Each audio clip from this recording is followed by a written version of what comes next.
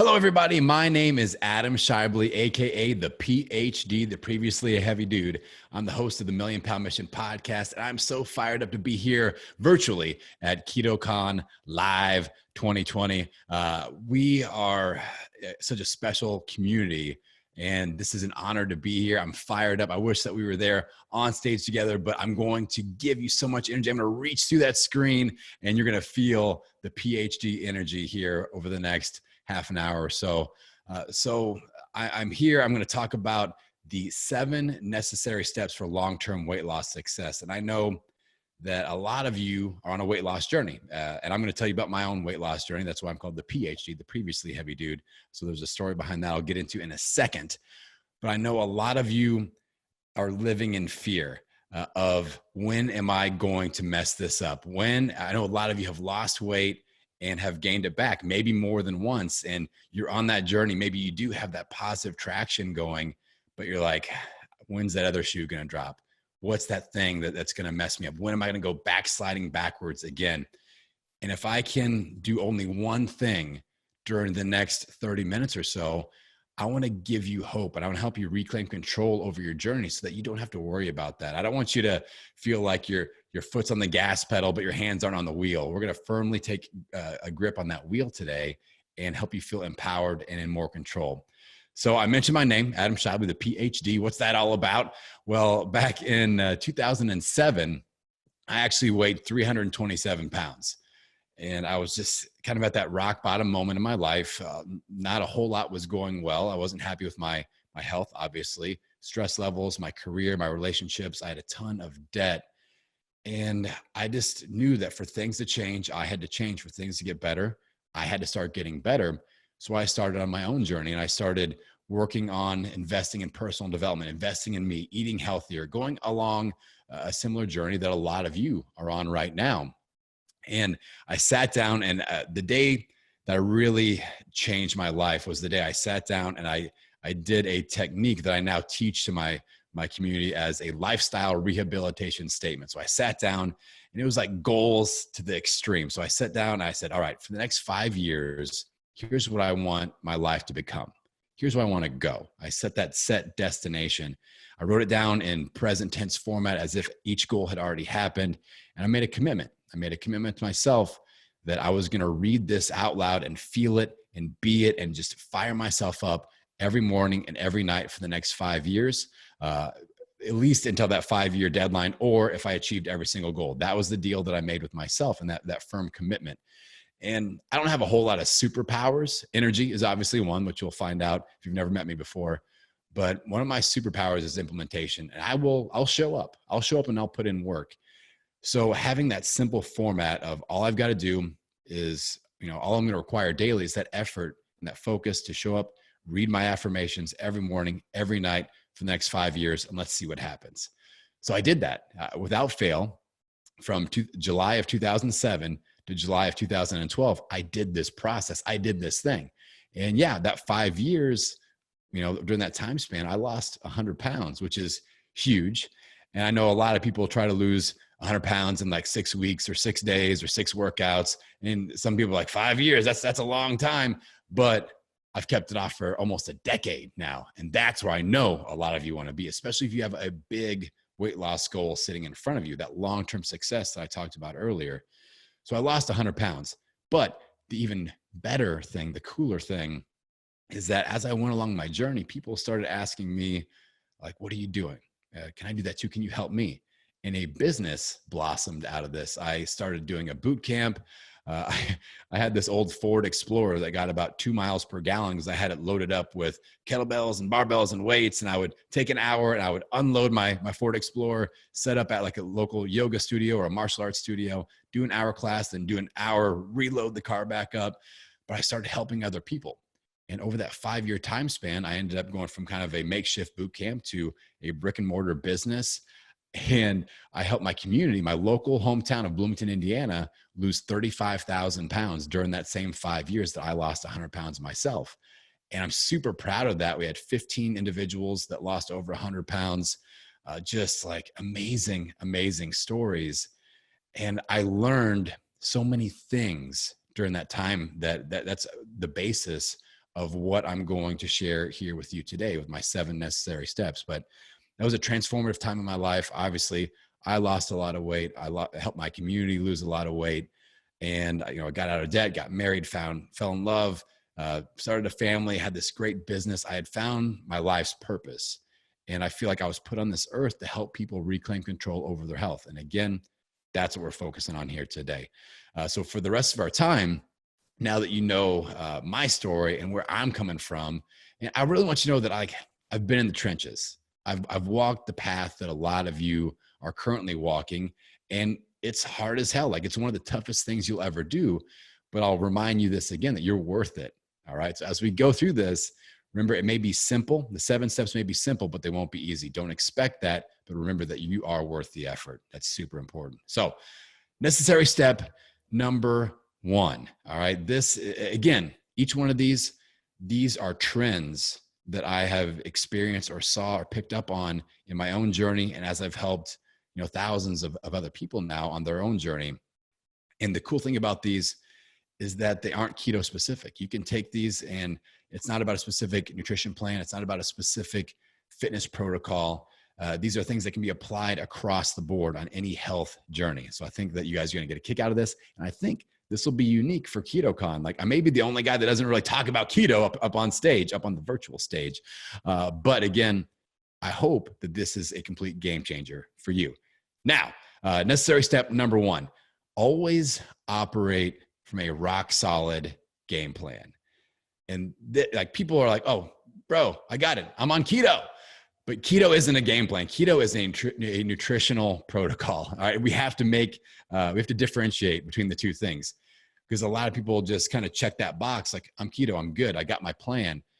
But it's kind of like, if you have a business, look at your body and your health like a business and go, okay, what could put me out of business? What are my business goals for the quarter? What are the game plan steps to get there?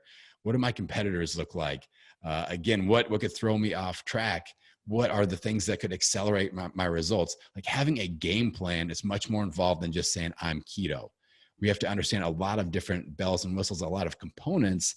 And the good news for you is that I'm going to describe those things specifically in the next 6 steps. So we're going to go through that specifically. But a lot of people listen to podcasts like Million Pound Mission. They're like, I'm doing keto. And they just assume that takes care of the game plan. And I love a 28-day commitment. I'm going to mention that several times as we talk here today. But I believe, and I'm almost like, the other podcasters might hate me for saying this, but we are really good at what we do, and we promote our stuff. And I get people fired up about a certain topic, and people want to implement that. And then they see Mike Muscle, Metabolic Mike, like, I got to implement that too. And they kind of shift gears midweek because his episode comes out a different day than mine. And then they hear Keto Savage and like, I need that too. And we're bouncing around and always changing what we're doing. And that's not going to work, because we don't know what works. If we get a positive result and we're jumping around, program hopping, doing all these different things, we just feel like, okay, I lost 5 pounds. I've been doing all this different stuff. I guess I've got to keep doing it all. When in fact, it might've just been one variable tweak that really produced the positive results. So as we operate from a rock solid game plan, I want you to have a 28-day commitment where we don't change anything. All right. And it's a more patient approach. But again, this isn't the presentation on how to lose 100 pounds as fast as possible. This is long-term weight loss success. We're taking a marathon pace at this. So the first step is always, always, always operate from a rock solid game plan, preferably a 28-day commitment where we don't change anything for 28 days. Necessary step number 2. We're going to continue on that theme of the 28-day commitment. I'm going to ask you for that 28-day commitment on a specific nutritional protocol. So if you are doing keto, you have certain macros dialed in, low carb, carnivore, whatever it is, we're not going to change it for 28 days. And this is going to be so hard for so many of you, because again, you get excited and you're like, well, again, the podcast fans, I call it fitness podcast overwhelm. Like, they're like, okay, I'm keto. Listen to certain podcasts. Monday, keto. By Wednesday, they're Weight Watchers. By Friday, they're intermittent fasting. And then cheat days, Saturday and Sunday. And I might as well just start over on Monday. And we're just all over the place. So I really need you to dig in and commit. Let's find out what really works with our nutrition and give it 28 days and like really dial in with your meal prep schedule and just go all in and see what you've got with that protocol and let it work its magic. That's why I like 28 days, because it's long enough that you should see a result if you're consistent with it and you give it your best shot. But it's also not so long. I'm not going, don't change anything for 6 months, because then you could get bored. So you're not going to get bored for 4 weeks, right? And it's going to be long enough to know that, okay, this actually did produce a result. Then we make small variable shifts as we go, and we can really get dialed in. And people that follow this technique and this process, by like month 5, month 6, you really start to feel like, I've got the recipe that's working for me. Like, this nutrition protocol works. This overall game plan is working really well. And you start to develop these processes and you start to feel empowered by that. So that's necessary step number 2. Number 3, you could probably guess what it's going to be: a 28-day commitment to your fitness game plan. And this is another one where people love to get real vague. They're like, I'm working out, Adam. Check the checkbox. I walked yesterday. Boom. I want specifics. I am a recovering gym owner, people. I know what you guys do. You plan on a boot camp class, 5:30 in the morning. When my alarm goes off at 4:45, I'll get up, I'll sign up for class, and then I'll go. Alarm goes off, snooze, snooze, snooze. I didn't go. I'm going to try to get there tomorrow, Adam. And so the trying component of fitness doesn't always work. So I need a firm commitment with what is your workout protocol? What days of the week are you working out? Signing up in advance, paying in advance. You know, if you have a trainer, pay in advance so you are more committed, you're more accountable, and you know what days, what days you're doing what workouts, why those workouts are happening.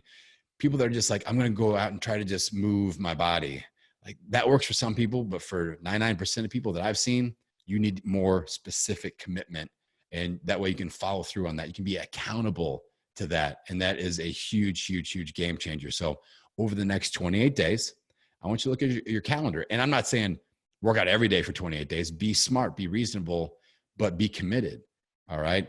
And say, okay, maybe it's 4 days a week, Monday, Tuesday, Wednesday off, Thursday, Friday. Maybe that jives with your schedule. And you say, all right, Monday and Thursday, I've got strength training with my personal trainer. Tuesday and Friday, I've got an awesome cycling class I like to go to, or an online video or whatever. Commit to that. Block off your time in your calendar and pay for the sessions in advance. Commit to it. If you aren't with another trainer, we'll talk about accountability anchor points in a minute. Like, find that workout buddy and say, hey, I'm going to be there. You're going to be there too. And we're going to hold each other accountable. So get committed for 28 days at a time. Moving along nicely. Now, number 4, this is the concept. This is my true platform. All right. And if you only take away one good step that you're like, I'm definitely going to take action on that, make it be this step. So if I've lost your attention a little bit, let's dial it back in here, KetoCon. Step number 4 is you have to hone in on your ability to identify, analyze, and prepare ahead for what I refer to as your transformation danger zones. So identify, analyze, and prepare ahead for your transformation danger zones. There is an analogy I love to use with this. So I want you to imagine that we're on a long road, right? You're at one end and your weight loss goal is at the other end. It's that mountain at the end of the road. But there's a giant hole in the middle of the road. So you go walking down the road, and they're like guardrails. You can't go off the road, and you just walk right into that hole. And you're like, all right, I walked into the hole. I'm going to crawl out. I'm going to go back to where I started. I saw a bike back there. So I'm going to go back to where I started, grab a bike. So you ride the bike and it goes right into that same hole. So you crawl out and you're like, I saw a car back there. I grab the keys of the car. I hop in and I drive the car right back into that hole. And people do this with their health journey, with their weight loss journey, with their transformation journey all of the time. They are like, I'm doing CrossFit, and they're doing well and they get some progress going, but then they succumb to nighttime snacking. They fall back to where they started, and they're like, well, maybe it's keto. I'm going to do keto. And they go and they fall into the same danger zone, and they crawl out and they go, okay, maybe, this super boot camp program, I'm going to do that thing. And they end up blaming the modality for not working. They're like, oh, that personal trainer didn't work, or keto didn't work, or, the boot camp program didn't work. Weight Watchers didn't work. But what didn't work was we weren't ready for that hole in the road, and it's there. And as long as it's there, we're probably going to keep walking right into the dang thing. So with our nutrition protocols, with our fitness protocols, we have to understand those, what I refer to as transformation danger zones. We have to build a bridge over the hole to get to the other side. That's how we make true progress. We have too much focus on, I've got to find the ultimate program that will work for me for the rest of my life forever. And keto better be that. I'm here at KetoCon. I spent my money on KetoCon, so it better fix everything forever. No pressure. And that's just not the way that it is. If we stress eat at night, that's the hole in the road. That's the transformation danger zone. If you go on spring break and don't get back into your routine for 6 months after that and regain all your weight, that's the hole in the road. That's the transformation danger zone. I work with a lot of accountants. It's kind of a weird niche market that I've got with my audience. A lot of accountants listening out there. And tax season, I have these accountants that'll drop 50 pounds the other 9 months of the year, and they'll gain it all back during tax season because that's the hole in the road. So until we solve that, we identify, analyze, and prepare ahead, then nothing will work, or it won't work as well as it should. All right. So if you fall into that trap where you tend to blame, like, oh, if you have this laundry list of that program didn't work and this program didn't work and that didn't work, look at the moment where everything shifted for you. Because a lot of people tend to stress out about this situation, like, oh, I've lost weight and I've gained it back. And they beat themselves up about it. But there's a lesson to be learned in that, because actually there's two lessons that we can pull away. If you lost 30 pounds and gained it back, A, you've got a program that helped you produce a 30-pound result. That's good. We can pull something out of that.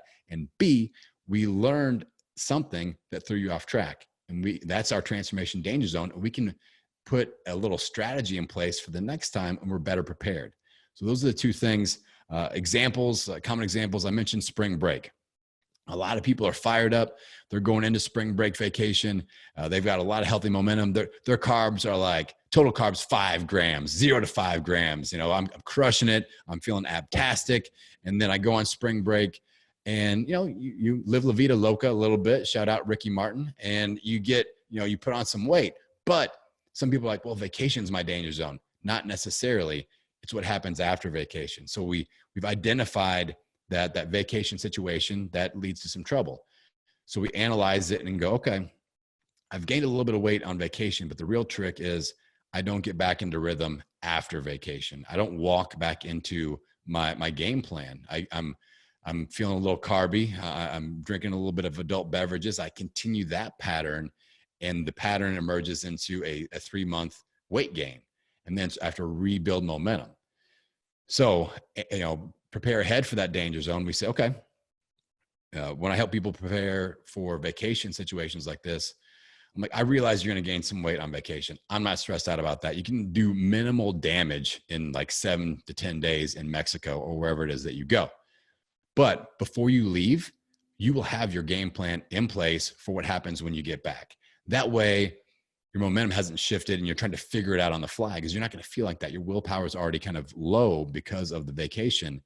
So before you leave, we've got that game plan in place. You know what nutritional protocol is going to be. You've got your grocery click list ordered, ready to go, ready to be picked up on that day that you get back. You know when your meal prep is going to be. You've got your workouts booked. You've got an accountability system in place.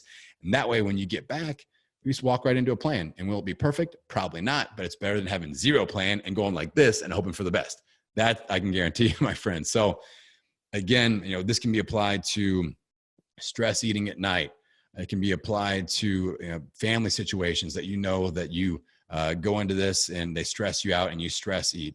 It can be applied to work situations. If a lot of people's work schedule shifts and that throws them out of whack. So we have to identify, analyze, and prepare ahead for those transformation danger zones. And again, if you only take one thing away from this whole presentation, that's what I want you to hone in on. That would be a great implementation step, especially if you've gone back and forth with your weight loss journey. All right. Don't look at keto as the thing that didn't work or your trainer.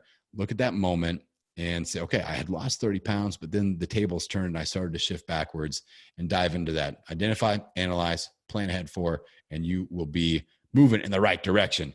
All right. That is number 4. Necessary step number 5, find your community.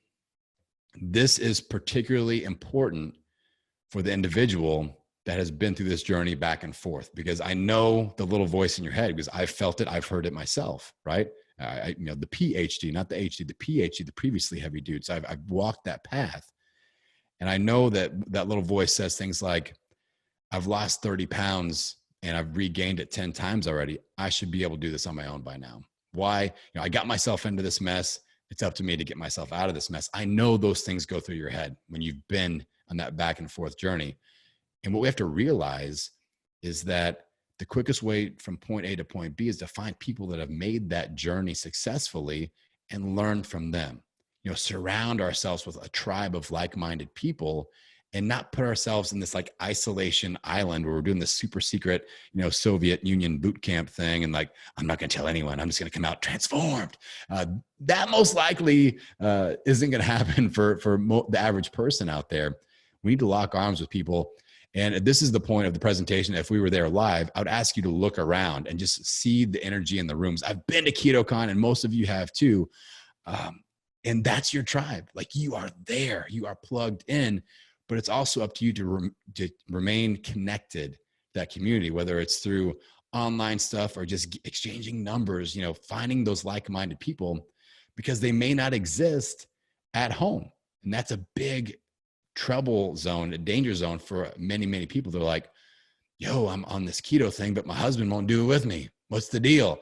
And you have to realize also that when you guys said, I do, one of the vows was not, I will do keto with you, or I will be your accountability coach, or that's just not one of the things that we solemnly swear to do as a married person. So we can't put that on them, but that doesn't mean that you can't go out and network and find the right people. And the power of community, I can't tell you how important that is, because so many of us feel like we are alone, and we start to feel there's depression with that lack of self-confidence that a lot of heavier people have, and you feel like you're isolated. And I'm telling you that you're not. And again, just look at the community that is built through this KetoCon event. And if you don't have that community, hit me up on social media, and I'll be member number one of your support team. All right. That's my promise to you. So the power of community, that's number 5. Number 6, kind of parlaying off of community. Another technique that I teach people is that we have to establish accountability anchor points. So many people on a weight loss journey, I know what you're thinking. Like, you hear accountability and you run the other way because you hear judgment. You see the image of, I grew up watching Biggest Loser, and Jillian Michaels up in your grill, just demeaning you, just ripping you a new one for how terrible you're doing. And they see like accountability, drill sergeant, judgment. I haven't done enough. They won't accept me. And accountability is not that, my friends. Accountability should show up in the form of support, momentum, motivation, tribe, community. And like, when I coach somebody, I'm big on accountability, and I'm not going to hold someone accountable to losing 100 pounds. Like, if that's your goal, cool. And I'm not going to shame you, like, not at 100 pounds yet, Joe. What's wrong? What's happening here? You're doing terrible. You're not at 100 pounds yet. What I'm going to do is hold you accountable to the action steps and putting in the work that it'll take to produce that result. Like, I'm going to hold you accountable to showing up for yourself, because I know that you're worth it. And I know that the people that need you to be around are worth it. All right. So view accountability as support. And that's a hard switch to flip for some people. And it's going to take some trust. But if you felt any positivity from anything I've said so far, just trust in the fact that accountability will show up in a positive way in your life. And I'm going to help you make sure that it does through establishing accountability anchor points. So I'm going to have you imagine your transformation journey like climbing a mountain. And when you climb a mountain, I've never, disclaimer, never personally climbed a mountain, probably won't. I'm not into that sort of thing.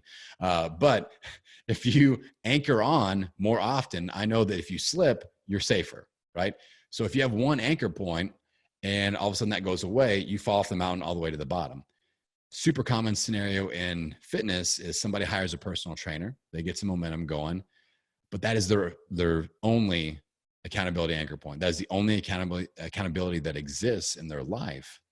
And that personal trainer maybe they get married and move away, or they get a job somewhere else, or they just quit training.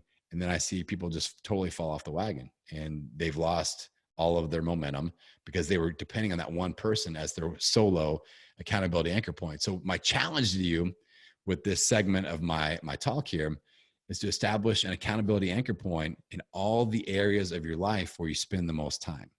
So at home, with work, with friendship circles. Those are three. So let's work on those three first. Sometimes you have like clubs, religious groups, all that stuff.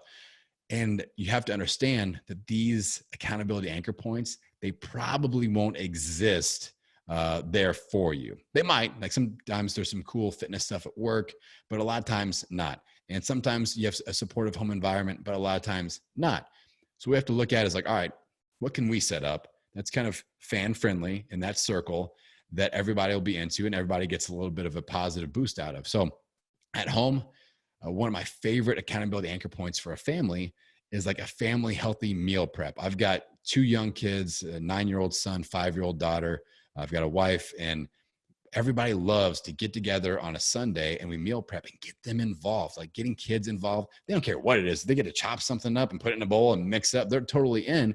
And they're more likely to eat those healthier foods because they put in the work to create it. And that's super cool as well.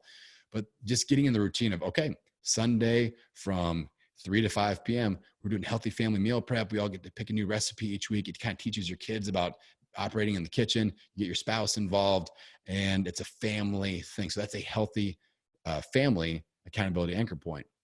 Let's look at friendship circles. Maybe, a lot of people have a certain night of the week. They go out with coworkers and they have a beer, they get a bite to eat. They do, a glass of wine, watch a football game, whatever. And it's like, Tuesday night, that's what we do after work. What about once a month, you do a bike ride instead, or you go for a jog, or you play basketball or something like that. And just all you say is, hey, once a month, the first Tuesday of the month, instead of going out to drink, let's do this. I'm on this fitness journey. And I think it'd be super cool to do. And it's this kind of activity. We go rock climbing, or maybe you switch it up every Tuesday and kind of have a captain each month and say, okay, you get to pick next month. And it can be a cool, very positive thing within your friendship circle. At work, sort of a similar thing. A lot of people will do like a walking lunch Wednesday, where it's okay, instead of ordering in on Wednesdays, we will do a walking lunch. We'll go out and do this together. They're expecting you to be there. You're expecting them to be there. It's healthy food only. And in the office situation, especially medical offices, we know how that is. It's like a disaster, landmine filled area with donuts and pizza and all sorts of carbolicious things. So having a set point throughout the week to have kind of a healthy transition, that can be super, super beneficial to everybody in the office. But you're going to have to be proactive in establishing those anchor points. And that way you've got your trainer, you've got your keto community, you've got your home meal prep situation, you've got the work thing, you've got the friendship circle thing. You should be just looking and aching to form accountability anchor points, as many as possible. Like when I owned my gym, we had biweekly weigh-ins, and that was a huge accountability anchor point. And one of the trends that I saw was a lot of people are like, well, once I fit my goal, I'm maintaining, I'm good. I don't need that weigh-in anymore. But the really highly successful people that I knew would never gain their weight back, because I know they had it all together and they're following these steps that I'm describing to you. I knew those people wouldn't gain it back, but they always showed up because they just saw that that's one of my anchor points. I'm just going to keep doing this because it keeps me on track. It's just another benefit that keeps me going, and that I feel that support, and there's no way I would not do that. So sometimes we get in the habit of like, this is working so well, I decided to completely quit doing it altogether.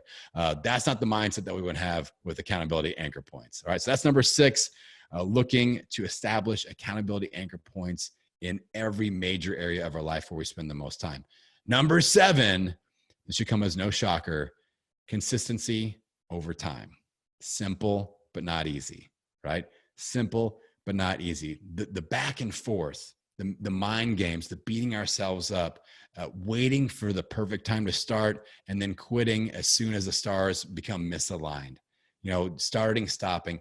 We waste so much time and energy and emotion. We beat ourselves up. The stress level, it's hard on our body. It's hard on our mind. And we've got to stop it. Just being able to accept that maybe I just work at a slower pace.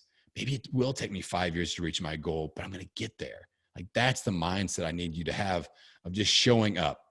And I've got yet another analogy that I love to speak about when it comes to consistency. I want you to imagine that your goal is represented by a giant tree in your front yard. So you are just dead set on losing 70 pounds. That's represented by this giant tree in your front yard. Your only job each day, just like I did, is to wake up, put your feet on the ground, pick up the axe, and take a swing every day. Take a swing. Some days you will connect and knock out a big chunk of that tree. Other days, you'll take out a smaller chunk. Other days you will miss. Some days that axe will feel light as can be. Other days it will feel heavy as hell, but your only job is to show up and swing the axe.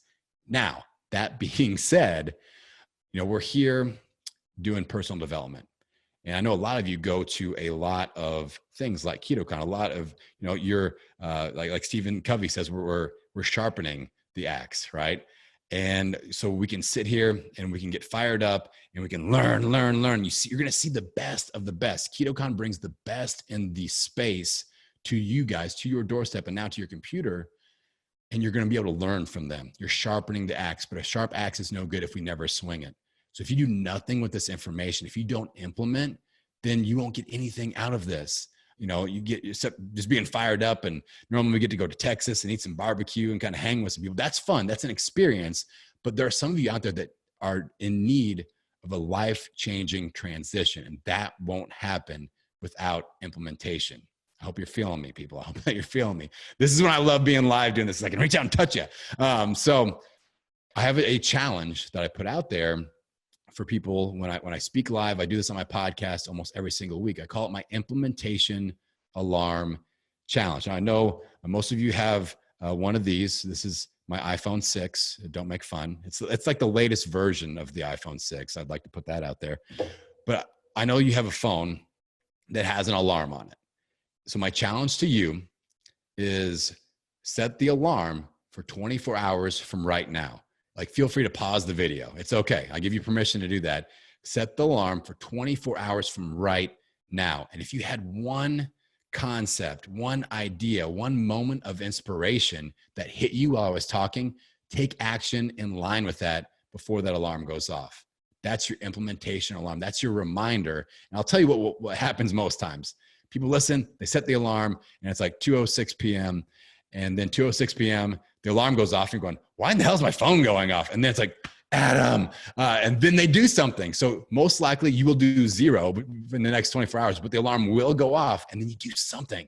So maybe that something is you send an email to someone, or you listen to a podcast episode, or you analyze a transformation danger zone, or you try to connect with an accountability anchor point and just get your progress going in the correct direction, my friend.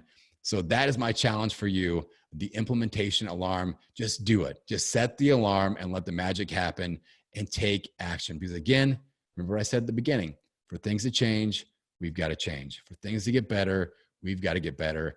And this may be the hardest thing you ever do in your life. My friends, you're worth it. All right. I appreciate you guys. I appreciate your attention. I appreciate the opportunity to be a part of KetoCon. It's been a life-changing community for me personally. So the ability to give back is super, super special. I cannot wait to get there next year, to high five, to hug the hell out of all of you guys, and really give you even more energy than I've given today virtually. So I look forward to that. Thank you very much. And don't hesitate to reach out if you need somebody to support you. I've got your back, my friends, and I'll see you down the road. Best of luck on your own transformation.